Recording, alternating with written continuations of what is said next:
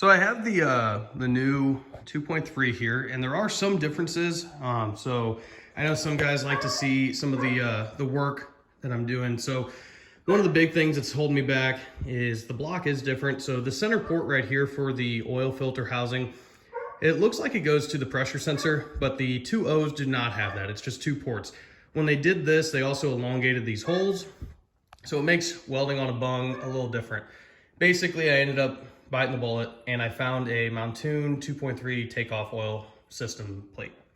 So that's on the way. I should have that relatively soon. Another thing that's slightly different on the 2.3 from the 2.0 block, for whatever reason, this boss right here for one of the support legs for the oil pickup is slightly different. It's a little lower. I don't really know. It might be the oil pump itself. The cradle should be the same, at least I would assume. Basically, the only thing I had to do, I bent that arm down, so now it just doesn't make it doesn't bolt in there. But you know, we have two bolts here and then that bolt in the back, so it should be fine.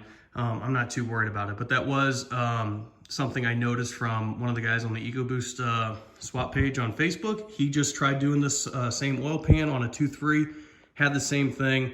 I didn't have any issues with that block over there. Other than that, just trying to think. There hasn't been anything that stood out to me.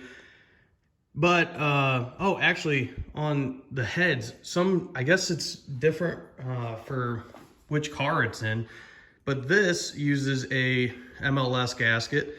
The thermostatic, or the coolant housing for this Explorer, I can't find it right now, but it uses a gasket. So, like an O-ring gasket. So that was kind of odd to see. I'm trying to think of what else is different.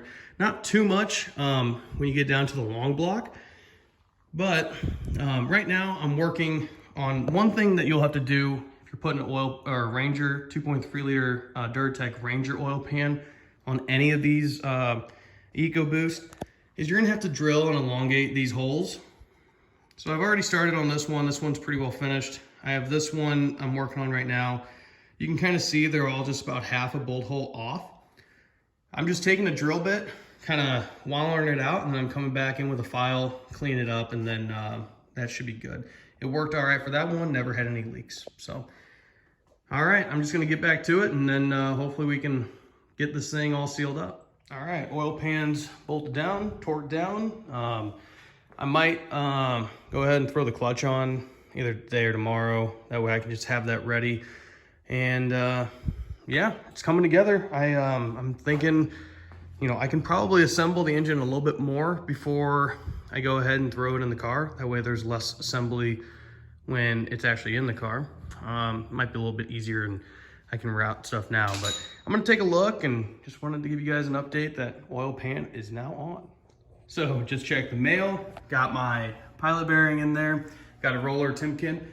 Anyway, had to call Action Clutch. They didn't label this clutch disc for a flywheel side or pressure plate side. Finally got an answer out of them, but I think the car is ready to go back together. So I'm gonna clean up a little bit, make sure I don't have unnecessary tools sitting up here. Got my engine bolts or my trans bolts up there. And then, yeah, transmission to engine bolts over there. Tools ready, and it's go time. Well, that actually went pretty quick. Did it by myself because Abby couldn't help tonight. She was doing some late night work. But I got to get 2 more transmission bolts, or maybe 3. Basically, the top 3. I got 6 in right now, so I mean it's in there. These up here are pretty difficult without removing the high pressure pump. I might be able to squeeze by over on that other side. But engine mounts are in. Overall, install went pretty smooth. I'm pretty happy with how it turned out overall. Just waiting on the adapter piece down there. I may have to remove this engine mount to get it in. I'm not too concerned about that. And then after that is in, we can put the starter in, do all the wiring, oil lines, PCV breather lines, all that stuff. So anyway, it's in. I'm super happy. So literally waiting on the oil filter adapter plate. I have engine harness all finished up. Basically, the only wires left are throttle body, map sensor 2. And I did get my AEM dash to finally connect to the Ford ECU. It's coming together. Once that part comes in, I think it's tomorrow or Thursday, I might be able to get this thing running. So I am about finished up with all the plumbing and wiring stuff that I needed to do. I came out to the garage, wired up my MAC valve, did a nice little wire tuck on it. The wire was down here. It's on the same wire as the crank position sensor. I routed it back up, wired it into the MAC valve. I am going to try to make a mount. There is a little L bracket there on the Miata. I just didn't have, they're probably like 6 30-second screws. Anyway, I got all my push connect lines routed for it. Babysitting Abby went to the store. But I got the MAC valve wired up and installed all the routing.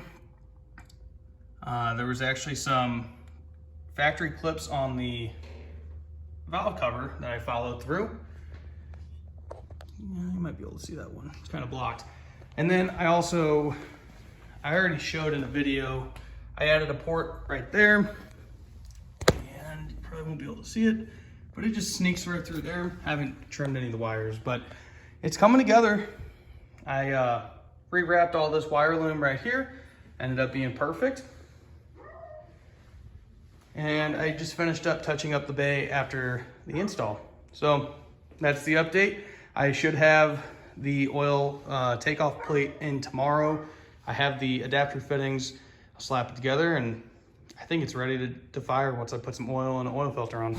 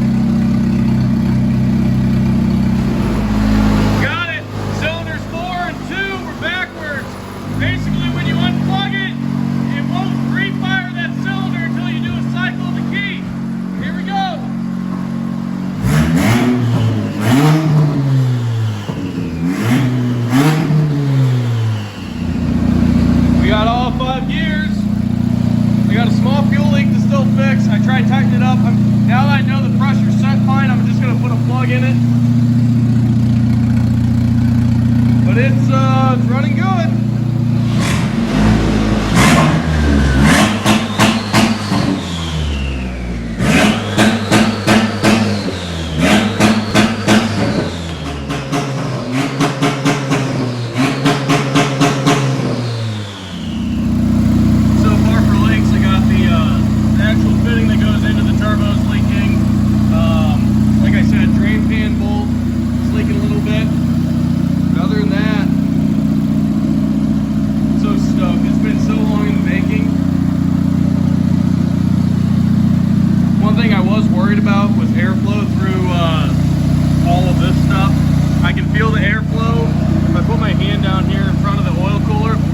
Feel the airflow a little bit more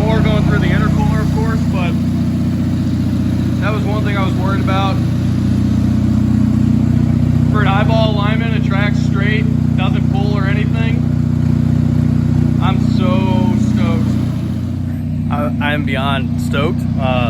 Just took the car out, did 2 drives. First drive, took it around the block, didn't really try to get it into power or anything, never hit any boost. Took it down to work, which is just a mile away or so. Weighed it, weighs 2180. I think I said that in the previous clip, but I'm super stoked on that. It's damn near right where I wanted it to be for weight, so I'm super happy. I need to get spark plugs. They're ordered. Basically, I tried getting into boost. I hit about 15 psi, but you could tell it was blowing out the spark. Kind of figured. I have some small leaks to fix. I mean, I know the oil drain's dripping a little bit. I need to bleed the clutch and adjust the linkage a little bit, but overall, I'm so stoked. It's going well.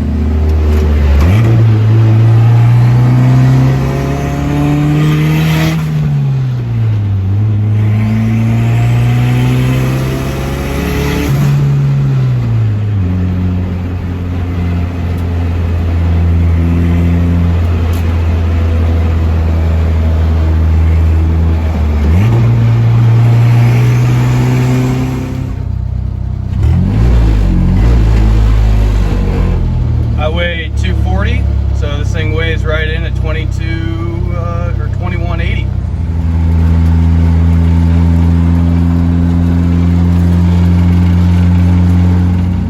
One other thing I noticed is I plugged in this to the access port CAN signals, and when I do that, I can't read my gauges on the Cobb access port. Now I can still clear codes and I can still upload new, tunes from what I can tell on this, but I can't see anything, which is kind of a downfall. I may have to just disconnect this, if I want to see something on the access port. So I just verified real quick. I just unplugged the CAN signal from the control pack, and now I have full access to my access port again. So no big deal. The big thing that I was worried about was I was trying to verify engine RPM to what was on the screen, but now that I disconnected it, I verified that. So there we go. Just small little hiccups here and there.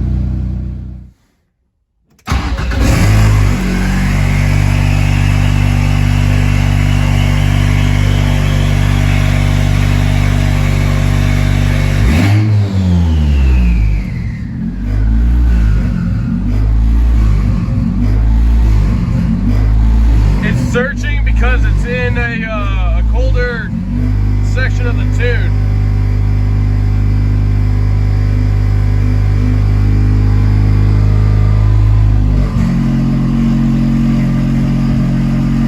VC voltage is right. I got another voltage gauge right here. RPM is right.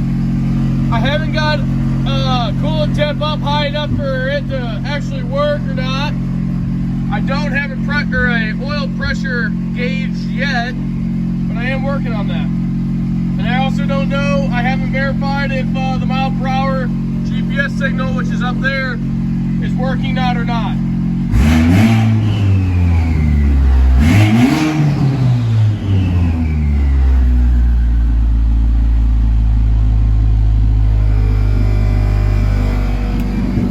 A lot of these noises are these hard top or soft top clips. I need to tighten those up quite a bit, and then I also need to add some more mounts for this dash because it's vibrating like crazy.